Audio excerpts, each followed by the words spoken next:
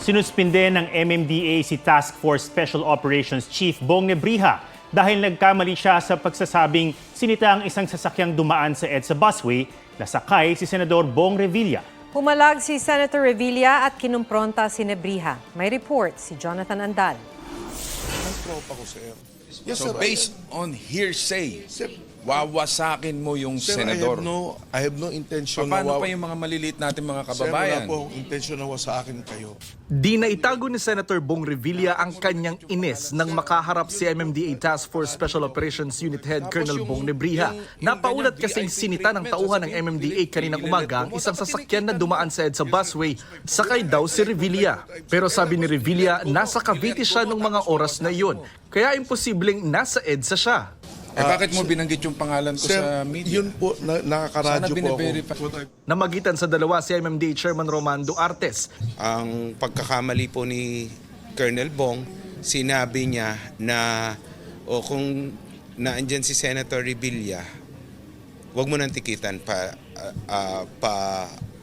patakbohin na.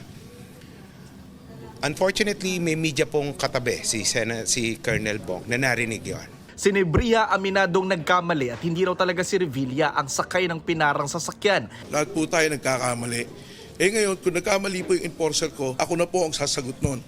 Tapos yung ganyan VIP treatment, sasabihin pipiliin, ile-let go mo, dapat tinikitan mo. Yes sir, that's my fault. Diba? Like what I've said, sir. Tapos nilet go mo, tapos wawasakin mo. Yes sir. Diba? Again sir, that's my judgment call. I'm sorry. Inaalam na ng MMDA kung sino talaga ang may-ari ng sinitang sasakyan na may protocol plate. Habang iniimbestigahan, simula bukas, suspendido si Nebriha ng hanggang 1 buwan. Again, pasensya na po at Apology accepted. Salamat po. Maraming salamat po. Thank you sir. Hindi na raw itutuloy ni Senador Bong Revilla ang plano niyang iparecall ang budget ng MMDA. Base sa memorandum ng Department of Transportation, ang mga pwede lang gumamit ng EDSA busway ay mga bus ng EDSA Carousel, mga on-duty emergency vehicles at on-duty na official vehicles ng PNP. Sa mga opisyal naman ng gobyerno, ang Pangulo, Vice Presidente, Senate President, Speaker of the House at Chief Justice lang ang pinapayagan. Jonathan Andal nagbabalita para sa GMA Integrated News.